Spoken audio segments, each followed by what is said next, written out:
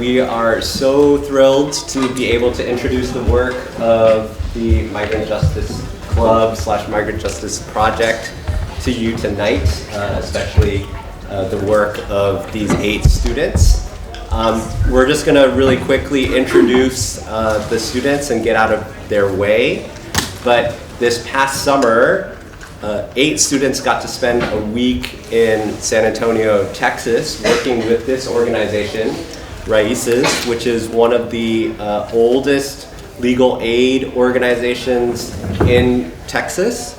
And this summer, we're taking 20 students, so raise your hand if you're also going this summer. Some of the students are here, and we're very excited about this. And this project, this past summer, was funded by the Schaeffer Center, and the Schaeffer Center allowed the students to volunteer with this organization. They're obviously going to tell you a little bit more about the organization, but we were just so impressed and so proud of the work that they did. For 1 week, they basically got to experience the life of doing legal aid and essentially doing the work of an immigration rights lawyer. They worked grueling shifts. Basically, they would get up at 5 a.m., 6 a.m., and a drive for an hour to Karnes County, which is an hour south of San Antonio. And their shifts would oftentimes go until 7 p.m., and then they would drive back to San Antonio. And get back around 9 p.m. And then keep working on their cases until sometimes 12 or 1 a.m., and then start over again the next day. So these students were able to experience on-the-ground legal aid, from doing intakes from people who had just been detained to prepping asylum applicants for interviews with asylum officers. So these are high-stakes cases, and the students are going to tell you more about their experiences, but Professor Wu and I were so impressed, and we're so proud of these students for the humility and sensitivity with which they approach their work. So they'll tell you more, but how the presentation is going to go, they're going to introduce you to sort of the broader outlines of immigration, detention, and asylum law, and then they're going to dive into talking a little bit about some of the individual cases that they worked on, and we've particularly tasked them to reflect a little personally about how the experience has affected them and interweave their own personal stories. So a little background to the project itself, though, just so that we tell you a little bit about it. The work basically began in, because of the family separation crisis in 2018. How many of you remember that sort of? Right, so essentially there was an executive order that was given out basically that was separating families at the border. And Professor Kuo and I were both deeply disturbed and also moved by some of the images of children being separated, and we both felt like we wanted to do something. Now we feel even more strongly now that we have our own child. But it really struck us, it really sort of moved us.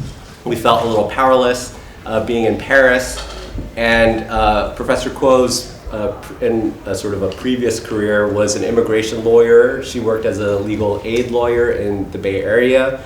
And so essentially she mobilized her own networks. She reached out to her friends and her colleagues and asked them what we could do. And one of her good friends basically connected us with RAICES.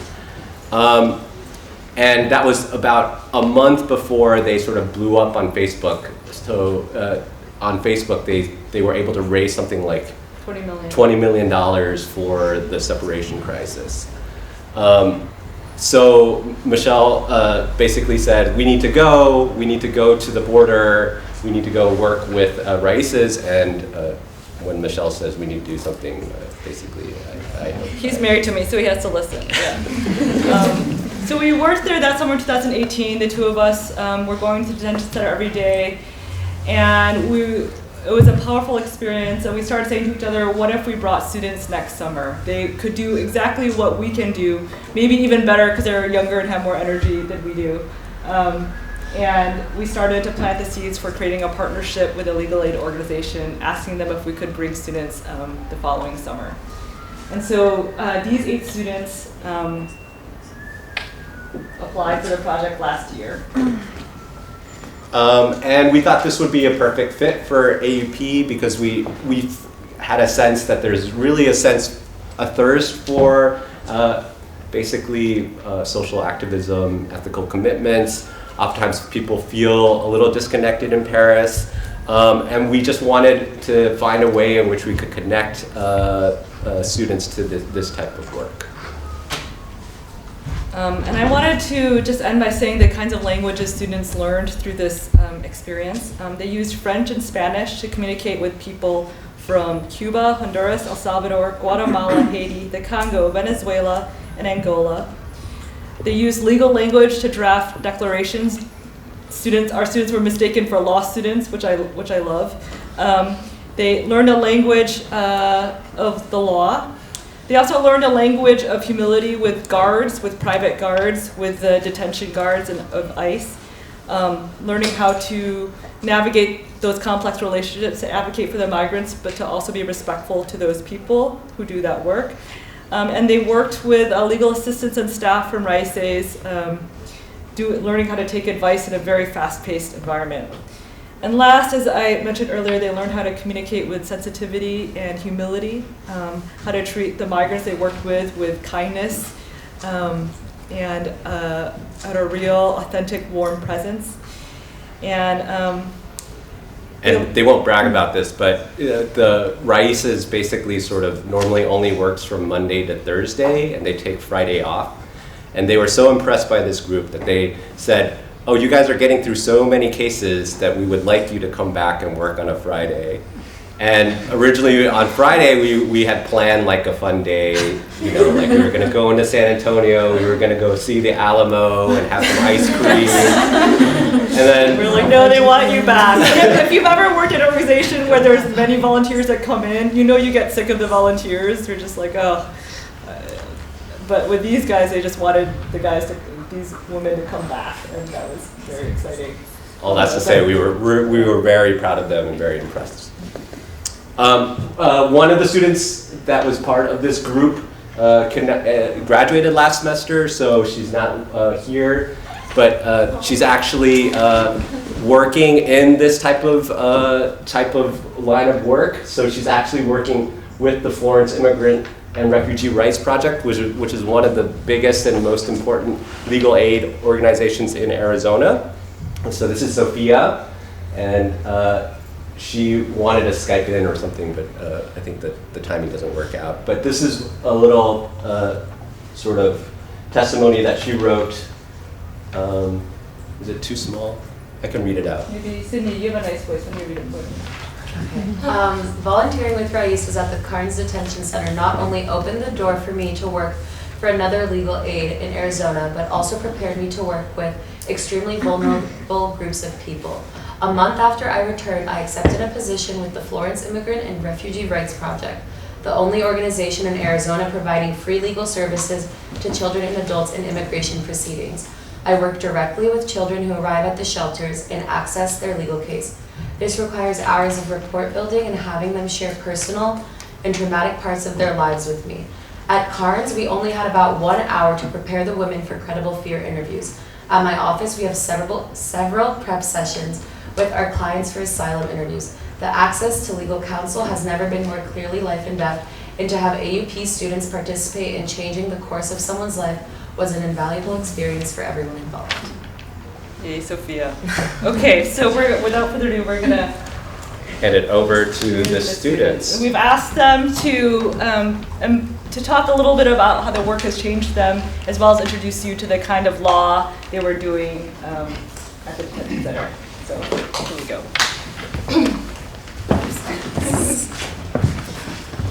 Okay, hi everyone, my name is Sydney. I'm a junior here at AUP, and I'm going to kind of frame the organization that we were working with and also give you guys a general overview of what immigration detention really is.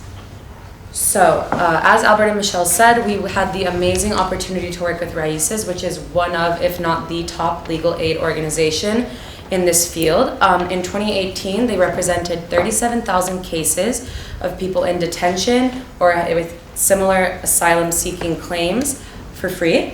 Like they said, they blew up. They have the largest bond fund in the nation at $4.5 million.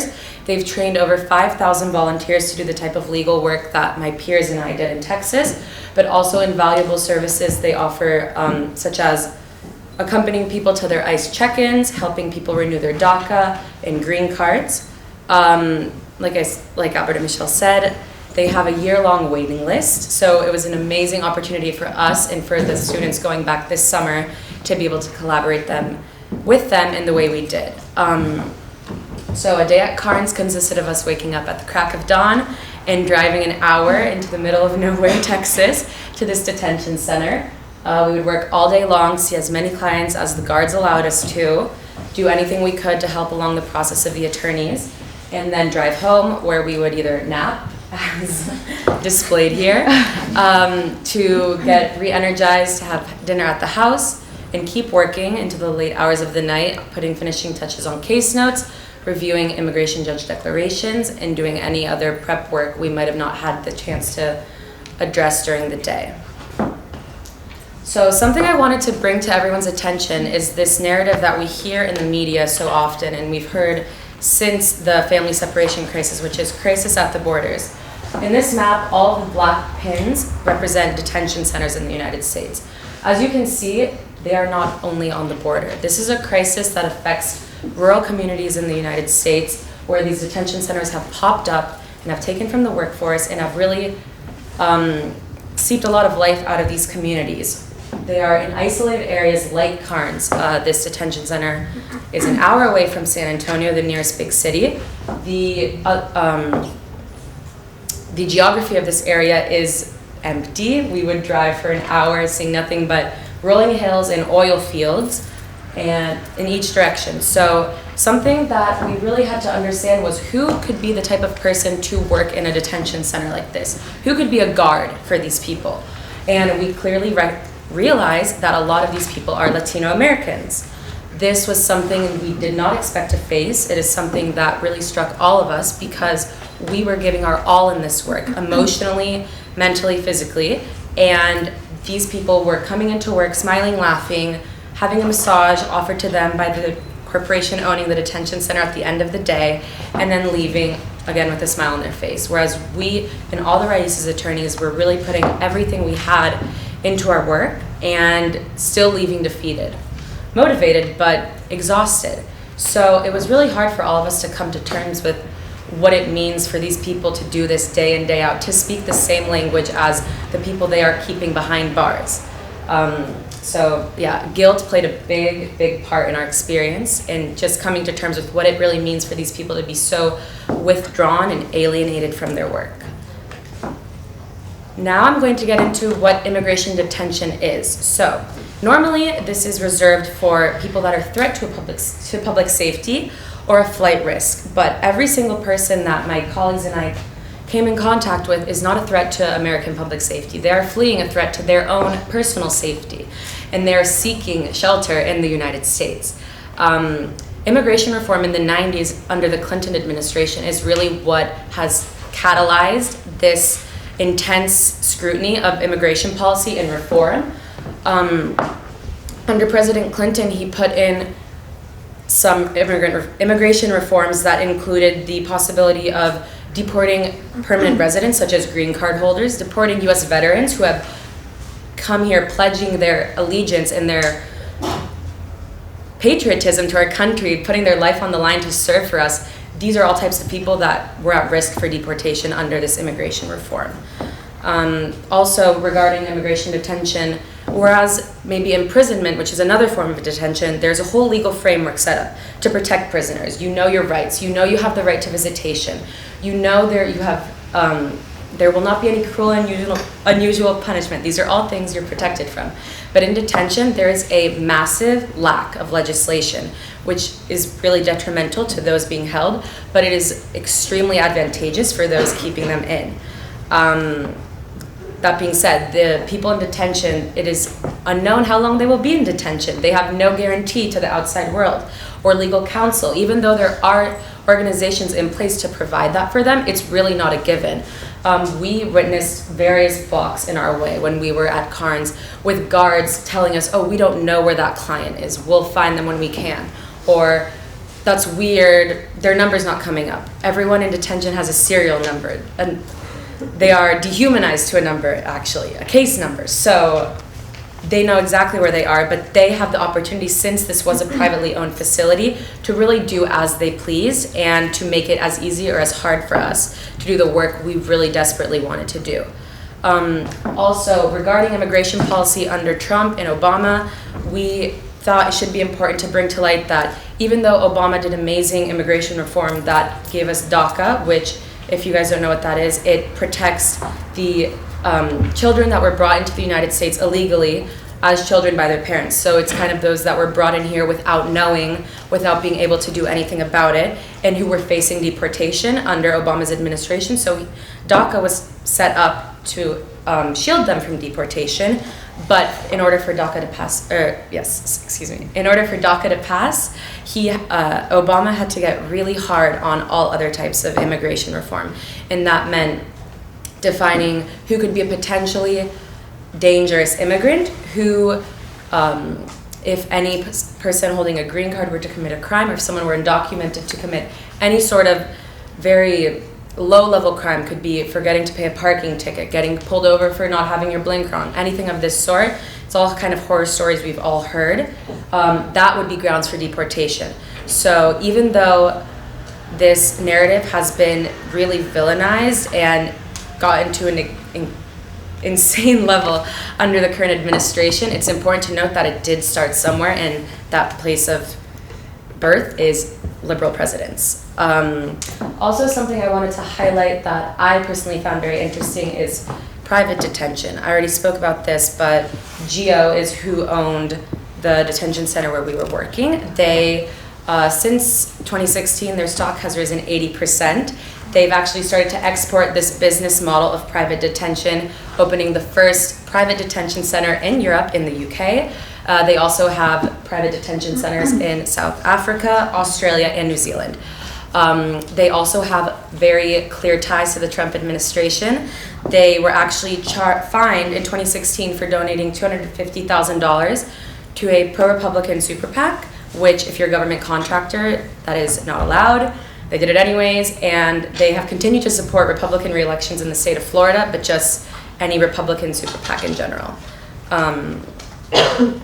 So in conclusion, I just wanted to say that these facilities are volatile places. The guards really have the opportunity to act however they want, and we witnessed that firsthand. Ava and my other peers will get into toxic power structures that are within these detention centers and how we all felt being able to witness them. Overall, I wanted to say thank you to AUP and to the Schaeffer Center and to our amazing professors for facilitating this experience for us, because it's really once in a lifetime. I think that all of us will never forget our time there, and that it has given us this new sense of purpose here on campus with Migrant Justice Club, and just doing anything we can to bring awareness to the situation in Texas, in France, worldwide. So.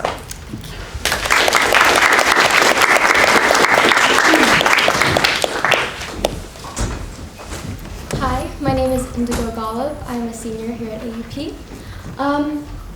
So branching off of Sydney's eloquent description of the detention center structure and that network, I'm going to be talking about the asylum procedure. So when asylum seekers cross the border, they are brought to detention centers by Border Control, at which point they go through quite a arduous bureaucratic process. So it starts off with a credible fear interview. This is where they meet with an asylum officer and they recount their story and explain why they are deserving of asylum in the United States. If there is a positive decision regarding their interview, they will be granted asylum and they can leave the detention center. If the asylum officer deems their claim unworthy of asylum, they will be granted negative, in which case they can write an appeal. And that is what we would do with declarations, and my peers are going to kind of get further into how those work. But basically, this is an opportunity for them to really further explain, clarify any sort of misunderstandings or misconduct that had occurred during the asylum interview. And lastly, there is unfortunately the result of a deportation if the appeal is considered still null and they are not able to claim asylum.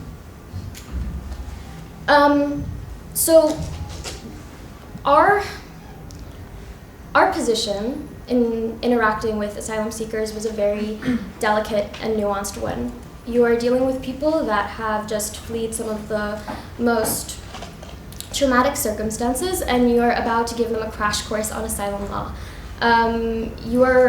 Our position was to be utilizing our knowledge of asylum law and having it be as effective as possible in kind of really fleshing out their stories and making it obvious that they deserve asylum.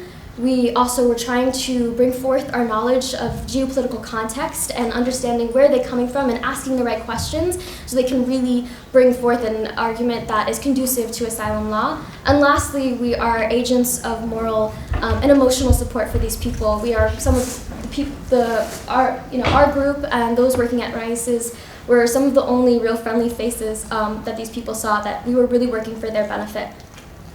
So during our interview preparation, we would go over just basic rights that they had during their interview. For instance, they have the right to, the interviews are completely confidential. None of the names, dates, people that are named or discussed will ever leave that interview.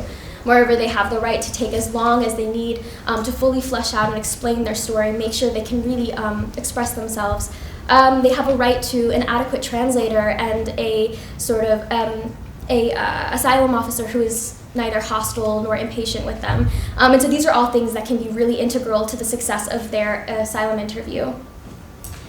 We would also go over techniques for the interview, how they can best express themselves, use the sort of language that is conducive to asylum law. And lastly, we would conduct a mock interview, in which case we would pose questions similar to that of an asylum officer. And really, this is the most intimate moment that we had with the asylum seekers, because we would really be going through their story and hearing kind of all the horrific events that they experienced. So, some background on asylum law. There are 5 grounds for asylum. There's race, religion, nationality, particular social group, and political opinion.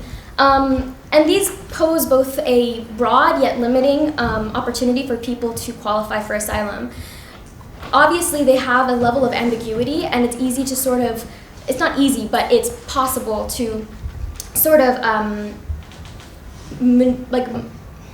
help asylum seekers sort of modify their claim to sort of fit into one of these criteria. That said, these terms are very foreign to a lot of people and quite culturally relativist. For instance, it's very difficult to explain to someone how, let's say, an indigenous asylum seeker, the concept of race and how an asylum officer will understand that, and that can be useful for their asylum claim. It's not apparent to everybody that gender discrimination is not viewed as normal in the United States and can be used as an opportunity for them to claim asylum. So these are things that we are all trying to be both expedient yet effective and empathetic and open with all these asylum seekers in kind of maneuvering these grounds. Moreover, a lot of us experienced, and you'll hear more about it later, that there'd be some stories and some asylum seekers that just merely didn't fit within the confines of asylum law, despite the dire or urgent necessity for asylum. I reflect on one time when I had an asylum seeker from Venezuela who explained to me that she was escaping because she was starving. She had no means of survival except to seek refuge in the United States. And I was prodding her with questions, trying to understand if maybe there was she was targeted for being a part of a certain political party, or that she as a woman was being extorted for money from certain, gang members or political groups. And she was frank with me, and she was like, listen, I'm not suffering more than any other Venezuelan. I'm starving. And to be faced with that kind of response where obviously this person deserves to have a livelihood in the United States, and yet it's more likely than not she will be unable to obtain asylum. That was something that was really challenging for all of us. So the mock interview. This was definitely the most profound, the most empowering, and yet the most emotionally draining part of our work with RAICES. Because basically we are asking these women to go into excruciating detail about every single event that caused them to escape, to leave their country. We would have them go over the chronology of attacks or violence that they experienced, to reflect on threats that they had experienced or that of loved ones, to go over the geopolitical context, explaining why gang members are corroborating with the government and how that sort of exists within the dynamic of their society, and how if they sought out protection from the police or tried to relocate. And this is a very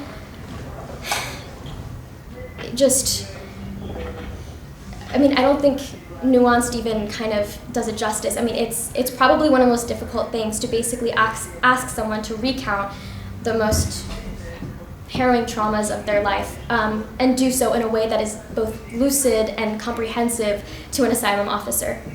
And yet this is what is arguably the most critical aspect of their case. I'm going to go over declarations and deportation advisals.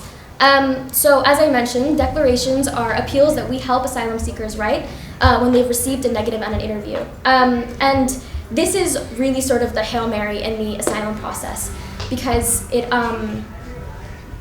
basically, if there was any sort of misconstrual of information, if they weren't able to express themselves properly or the translator was cutting them off, these are all reasons that they might have failed during the interview, and we can really reiterate their nexus, reiterate the evidence and their claim in the declaration.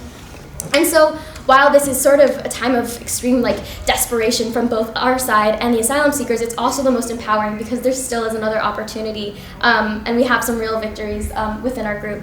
And lastly, I want to talk about deportation advisals.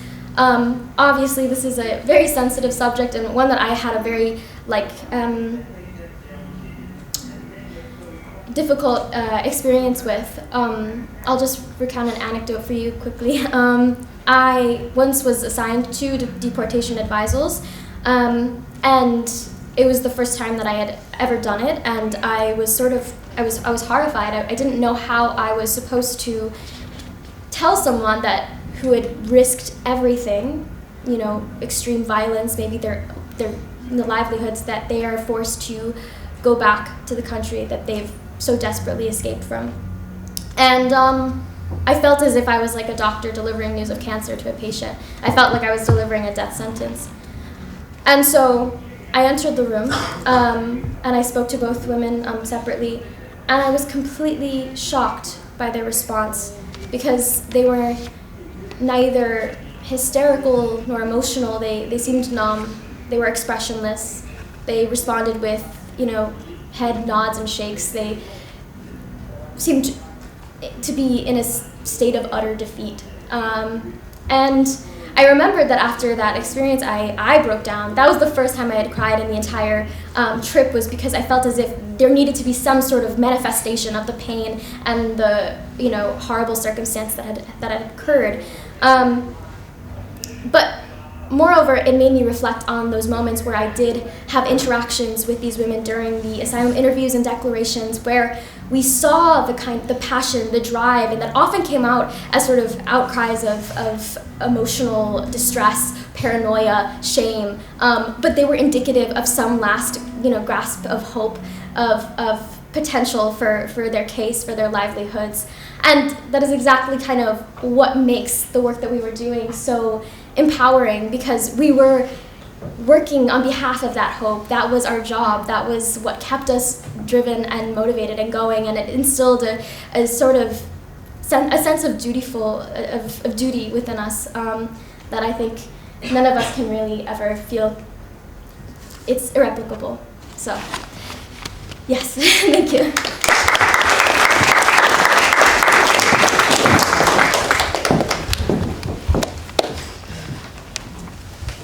Hi, my name is Safira. Newton-Matza. I'm a senior here at AUP. So every woman that I spoke to at Carnes was moving, unimaginably strong, and a survivor of unconceivable horrors. A victim of MS-13 violence tearfully asked me to look at the photos of the abuse she had endured because she needed someone to believe her. My colleague Lauren will later explain MS-13 and its scope in detail.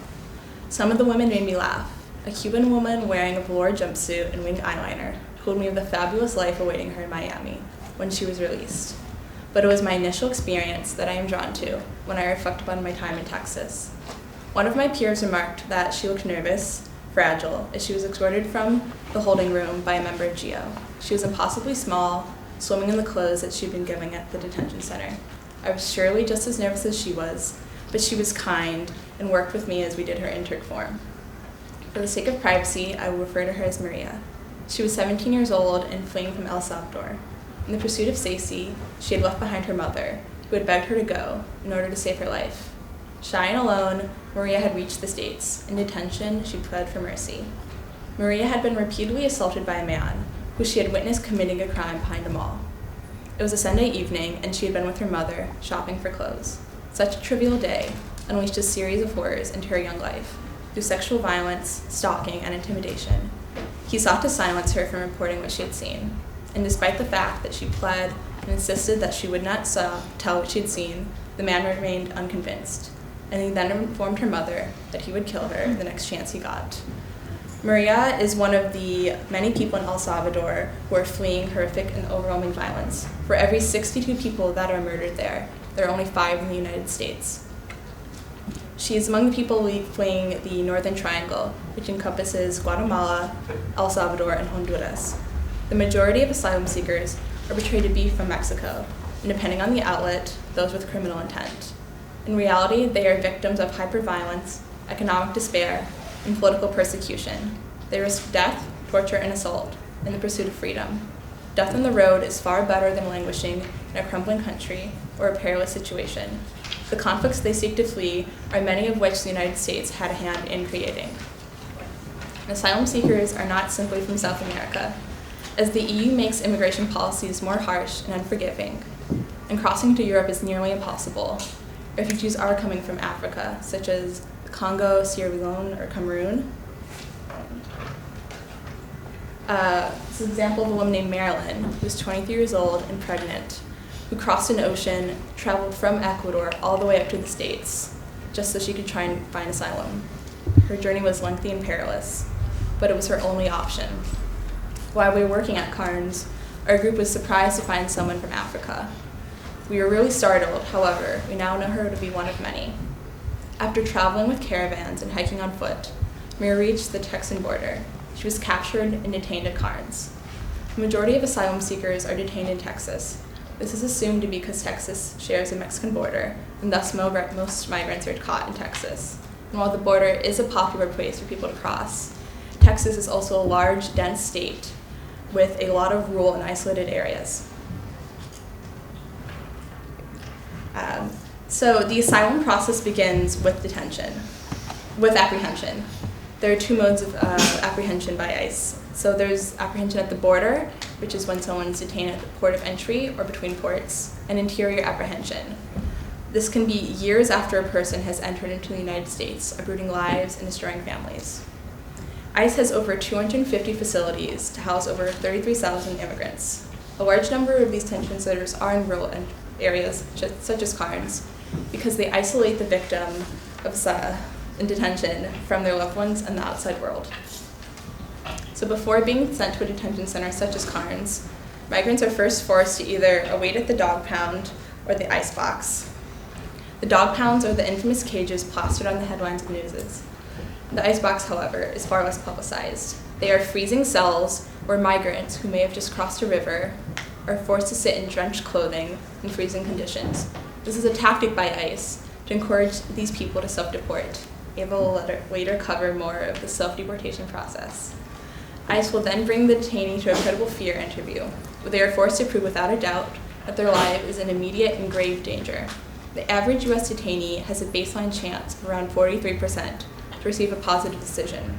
This drops based on your grounds for asylum, the country you flee, the evidence you have for your case, and the overall interview itself.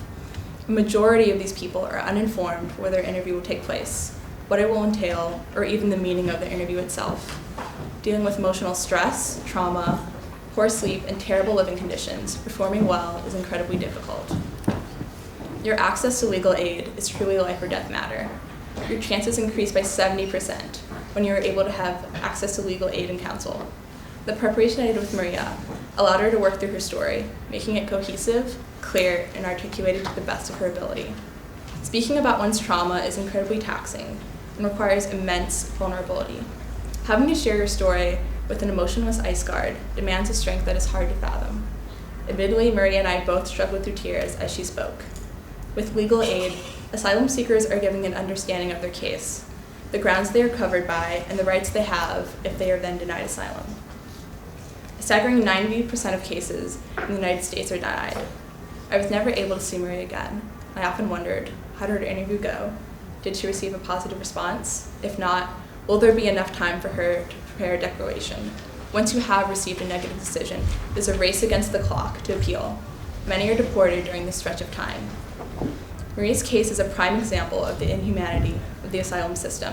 She is 17 years old, a sexual assault survivor whose life depends on receiving asylum in the United States.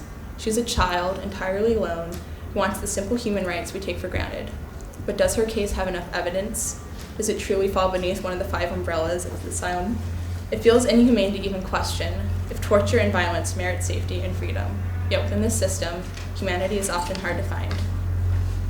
It is really easy to feel overwhelmed by the bleakness or the large volume of cases within the U.S. asylum system. As of 2019, there's nearly 1 million. But the work RAICES does, even if they know it is truly impossible to help everyone, is one of the fiercest ways to fight back against injustice. The impact Karn's had on Mike's life is almost beyond words. I'm truly indebted to Professors Kuo and Wu in the Schaeffer Center. Before last June, I often felt despair and dismay over the humanitarian crisis, but felt helpless to contribute in a meaningful manner. Our work at Karn's gave me an invaluable education on the asylum system, firsthand, and granted me the tools and motivation to continue fighting for migrant justice back at AUP. My peers and I formed an irrevocable and truly special bond that we carried back here to Paris. I was gifted not only an avenue to contribute to cause I feel deeply about, but the ability to connect with a group of inspiring women who share the same values and causes I do. This is why I feel an immense, intense, ethical obligation to do this work. Thank you.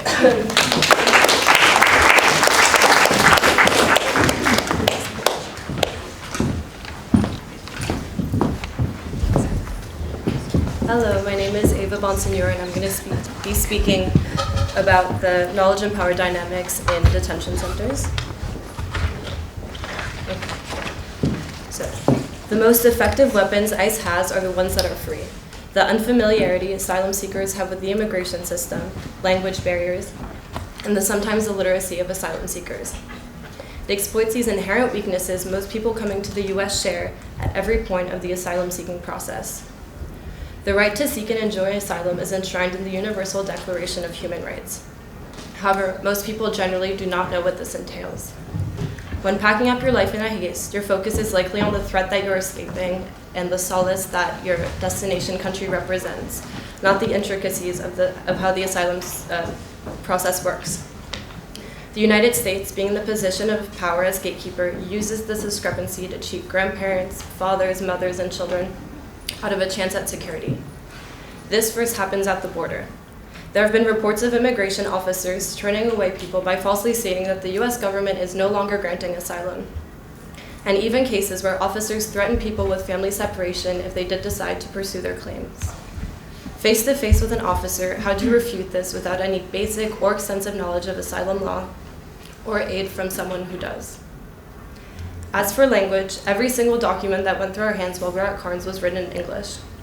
The only forms we dealt with that were in Spanish were drafted by RAICES.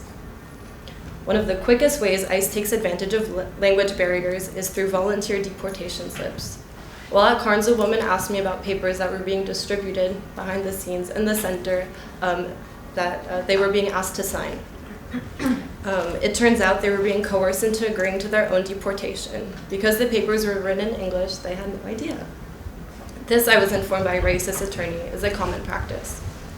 The majority of the women we all spoke to expressed the fear of near certain death if they returned to their home country. As such, it is reasonable to conclude that those who were coerced into agreeing to their own self-deportation risked life and limb to come to the United States for similar reasons.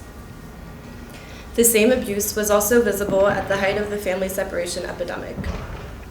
As reported by the ACLU, the Trump expressed an intent to deport families the instant that they were reunited.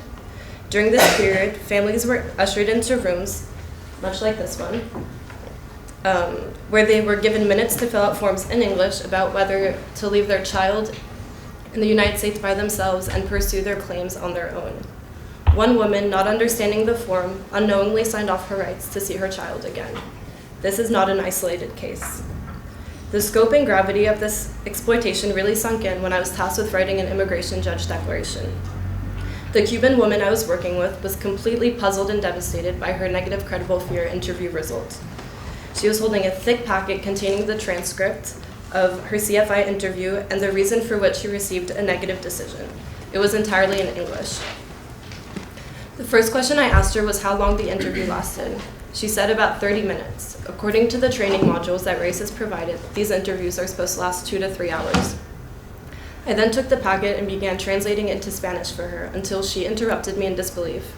The officer had completely misconstrued her story. According to the transcript, she was being targeted by Cuban authorities for illegally selling clothing in Havana. However, this was not the case.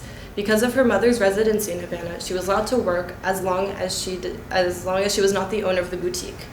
The police had no legal ground to investigate and harass her like they did. On top of this, I saw that a lot of her answers were yes or no. Yes. I saw a lot of her answers were yes or no. I lost my place there. Okay. Yeah. She informed me that the translator would cut her off after her first few words to translate, and when he was done, the officer would ask her a new question before she even had time to expand on yes or no. These are all points I was able to make in her declaration. Though I do not know the result of her case, I want to highlight that because she had access to legal aid and someone who could translate her credible fear interview experience into English, she had a chance to fight her decision. However, access to legal aid is a privilege, most often even a question of luck, that most are not beneficiaries of.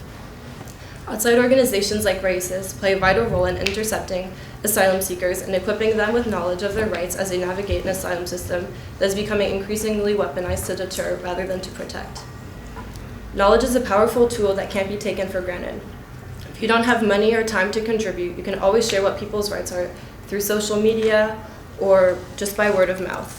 This problem may seem far removed from our everyday lives, but in reality, it is something that affects people in our own communities every day.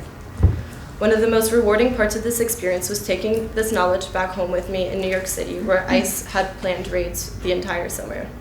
Some of the people I worked with were hiding in the kitchen behind receipts. Others were scared of ICE spottings at their subway stop. Being able to inform them of their rights and even find free legal aid in the case that they were detained was very fulfilling. I encourage everyone to use these tools to disarm ICE and protect those who need it the most.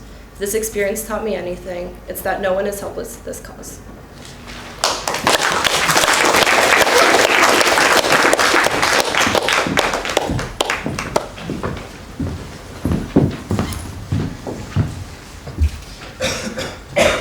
Hello, my name is Lauren. I'm a junior here at AEP, and what I wanted to share with you guys today was 2 particular cases that I came in contact with when I was volunteering at this detention center. I wanted to share with you 2 particular cases because, at least for me, it wasn't until I sat down in front of these women, until I heard their experiences, until I familiarized myself with their cases, that I fully understood the gravity and the reality of the so-called border crisis, what's happening on the border, the immigration crisis. So what I wanted to start off with was to explain that and to reiterate for my colleagues that in order to work with these cases and these women, it's so imperative to understand the political, social, and economic environment that these women are coming from. And the reality is the majority of these women are coming from regions in Latin and Central America where gang violence is more than prevalent. My colleague Safira mentioned this, but there is this thing called the Northern Triangle, Guatemala, El Salvador, and Honduras. And that's where this gang, MS-13, holds the most power. They are present in Mexico and other countries, of course, in Central and South America, but these are where they congregate the most. There's over 70,000 members currently. If you know anything about this gang, you know that they're violent. Their emblem for their presence around every region is decapitation and the severing of limbs. It happens extremely often. Besides their violence and the persecution that they do to other individuals, they hold extreme economic power. They're involved in drug trafficking and sex trafficking, human trafficking, arms and weaponry trafficking. They own a multi-million-dollar industry of legitimate businesses, such as taxis and cabs and restaurants and motels. So that economic power alone enforced their ability to then hold political power, which is one of the most important aspects of this gang in terms of the cases, or the one case after this one that I'm about to present to you. They have members that they've sent to universities to get their law degrees, to get MBAs. They have members inside municipal government payrolls. They have paid off police officers and ex-military men to train them, to give them arms and weaponry, to work with them in order to further their persecution of individuals. And so the point that I'm trying to make is that MS-13 and other gangs like them are basically the government. They have the political power in all situations in these regions. And this is extremely important for the case I'm about to present to you of a 20-year-old female from Honduras. For the sake of privacy, I'm going to call her Mary. But Mary's persecution and contact with the MS-13 began with her older 22-year-old brother. Now, her 22-year-old brother, as she told me, was burned alive by the MS-13 based on the claims that he owed them a large sum of money. Once her older brother was brutally killed, she ended up being subject, as well as her mother, to the persecution of this gang. Now, the persecution started with verbal threats from the gang saying if she or her mother doesn't give them the money that her older brother owed them, they would kill her just like they killed her older brother. These threats then disseminated throughout the entire community. Fellow community members, neighbors that she lived nearby would tell her, MS-13 knows where you live. They know where your mother works. They know where you go to university. They know who your friends are, and they will find you and they will kill you. Her experience with MS-13 increased shortly after, around 2016, when she decided to start taking taxis to go to her university for her safety, and she saw an MS-13 gang member following her to and from university, knocking on her house door.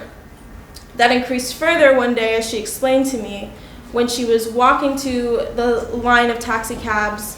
She turned around, looked over her shoulder, and saw 4 gang members dressed in military wear and military boots with machine guns, and they started firing at her. This further increased later when she went to university again, and as she was walking to the university, a van that she didn't recognize pulled up next to her. 4 men jumped out of the van. 1 took her backpack. 2 others grabbed her and tried to abduct her. Now, if it wasn't for the university security, who knows what would have happened. But after that, Mary decided to seek asylum in the US. Now, she had tried relocation with her mother within Honduras. She had dyed her hair to try to become unrecognizable, but that didn't stop the persecution or the violence or the fear that she felt. And so When she arrived to the US, she sought asylum based on her claims of fear of persecution from MS-13, the fear of her life. And that is not unique of a case for all the other women that me or my colleagues have seen in this detention center. The allegiance that gangs have with the government, with the police, is very, very commonplace. And sadly, this isn't a unique experience. Next, I want to talk about a case of a 29-year-old Cuban woman. The reason I have this on the board right now is because, as my colleague Indigo explained, there are 5 grounds that you can fit yourself in to claim for asylum. When you don't fit in those grounds, sometimes you can fit into this one, CAT, or Convention Against Torture, which basically means that if you've suffered torture in your home country, you can claim asylum under the Convention Against Torture. You don't have to try to fit yourself into the 5 grounds of asylum, but you do need to prove that you're more likely than not to be tortured once you re-enter your country, and you do need to show that the torture came from the government or someone or some group that works in acquiescence with the government. So for this case, I had a 29-year-old female, I'll call her Jane, from Cuba. Her story of persecution was different. She was 14 years old when she was walking home from school one day, and a Cuban police officer raped her. After he raped her, he told her if she talked to anyone, if she talked to the police, no one would believe her. She went home to her brother, though, and told him. He then told and called the police, and as a response, the police said, "You're lying," and we wouldn't do anything about it. Following that encounter, she, for a couple of years, got work, lived her life.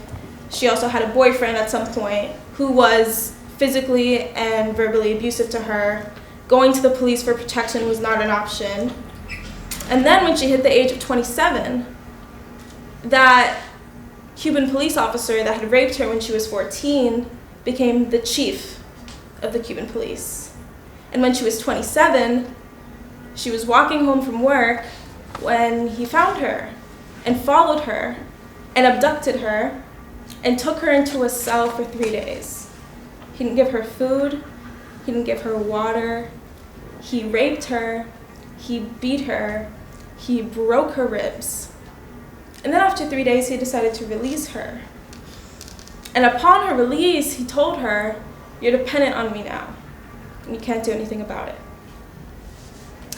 And so it was after that that she decided to flee Cuba. And this case holds a particular place for me because what I remember so evidently from this case was when she, in excruciating detail, described to me everything that had happened, she didn't cry once. Not once. But when she described all the places that she had went to seek solace before the US, she did cry. She went to 12 countries before she decided that she couldn't find any protection, any safety besides trying the US. And, you know, when I think back to my experience of volunteering at the detention center, I always think back to how I perceived migrants and the immigration crisis beforehand. I mean, I was very empathetic to it to begin with, and I rallied for those that were being deported in my mind, policy-wise. But sitting face to face with women, individuals, females that were my age, that had gone through something unimaginable and that were at no fault, and all they wanted was to try to come into the States, it completely turns your notion of what immigration law, immigration rights, and immigration justice should be and what it's not. Yeah, thank you so much.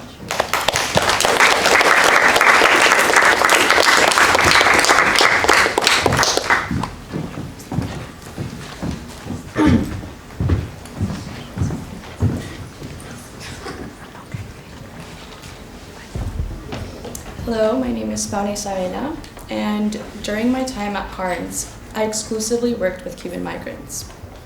It was a scenario I wasn't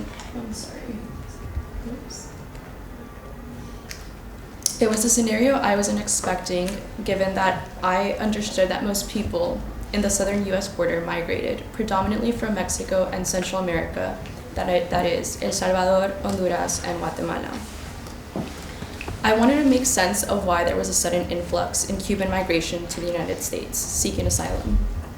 After exploring the historic relations between the two countries, it became clear to me that the political tensions between the United States and Cuba culminated during the rise of Fidel Castro and the Cold War, would lead up to the current spike in Cuban migration to the U.S. The U.S. could not bear the thought of the domino effect, a theory prevalent during the Cold War that postulated that if one country adopted communism, the surrounding countries would likely follow. Furthermore, the growing relationship between the two communist states, Cuba and the Soviet Union, further antagonized the situation between Cuba and the U.S.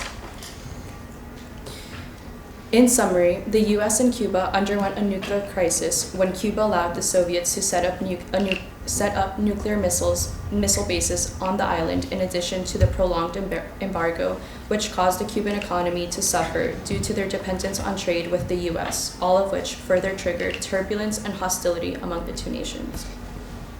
In efforts of the Obama administration to normalize political relations between the U.S. and Cuba, Obama repealed the Wet Foot, Dry Foot Act, which allowed Cuban citizens to migrate to the United States and stay if they were not caught during their migration journey. The Wet Foot, Dry Foot Act was a tool of the U.S. government used to undermine the Cuban government. Thus, in repealing the act, Obama hoped to mend past disagreements and establish a new and fresh face with Cuba. However, with the end of the Wet Foot, Dry Foot policy during the end of Obama's last term, Trump's tough immigration enforcement, the Cubans find themselves for the first time in the same situation of the pool of migrants that come from elsewhere. As a result, Cubans are facing serious implications. There has been a 700% increase of Cuban migrants detained in detention centers in the U.S. Although all of my clients' stories moved me and made me eager to continue the work I was doing alongside my motivated peers, Rita's story was the one that pitted my gut. It wasn't until Rita's story that I realized the severity and surveillance and oppression Cubans were subjugated to. Her story truly made me feel the effects of the notorious quote, "ignorance is bliss," because I found out what was going on in an isolated regime like Cuba, such as the political persecution for not participating in politics, like opting out of voting in the mandatory constitutional referendum held on February 24th of 2019, or voting against the Constitution and the grave consequences that came with those actions. After Fidel Castro's death, when his brother Raul took over, he allowed for Cubans to rent out their houses to boost the economy. Local homes for rent were called casa particulares, which is a side business Rita began to run in addition to her banking job. A lot of Rita's foreign customers, mostly from the U.S., inquired about the Cuban government and her personal opinions on the Cuban Revolution. Rita, in confidence, wanted her guests to know the realidad ocultada, which means the hidden reality of Cuba, so spoke her truth and admitted to being against the Cuban government due to their surveillance, oppression of speech, and full manipulation of Cubans' political views and activities.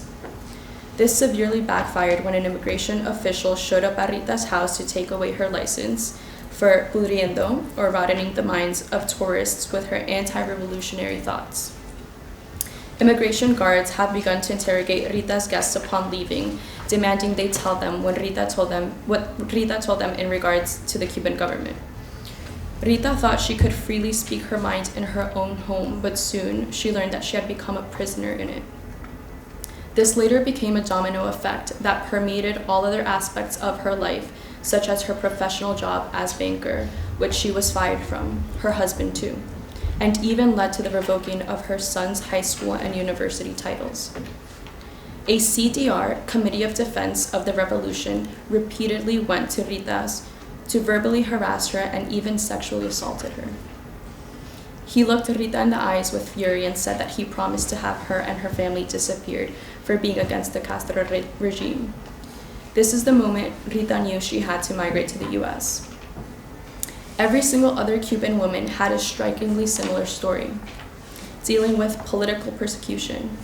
These women were helpless. Who was supposed to help them when the people hurting them were the head of government? The mental, emotional, and physical bruises caused by the Cuban Committee of Defense of the Revolution binded these women together in solidarity. As I stand here recounting the Cuban women's stories, I remember all of their faces despite there being many. How can one forget harrowing expressions on faces that started to look less like the original versions of themselves?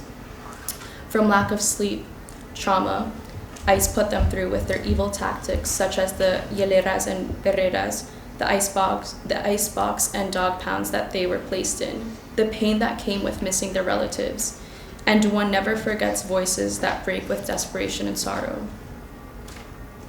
Aren't we lucky? Every single person sitting in this room, in Paris, I may add, is privileged. Not because of the money in our pockets, not because we're in Paris, not because we're sitting in an institution. We're privileged because we're not confined to the walls of Carnes Detention Center, where migrants detained patiently wait until the day they are no longer a number, a dehumanizing tactic by ICE, waiting for the day they transition from number A7940470 back to their name, walking down the streets of the United States of America with the shield of their asylum status. We, me and my migrant justice ladies here standing alongside me, we were only temporarily confined to the cold, bare walls of the privately owned detention center. We were privileged enough to have been able to leave Carnes after a 12-hour shift at the end of the day. Even though those 12 hours weighed on you like rocks on your feet as you try to take a step forward, we've learned to run with the rocks on our backs.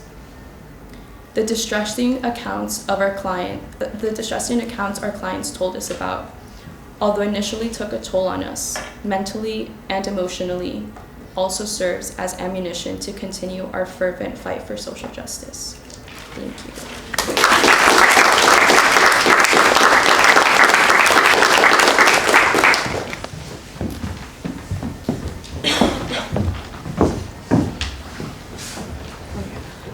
Hi, my name is Alessandra Campbell.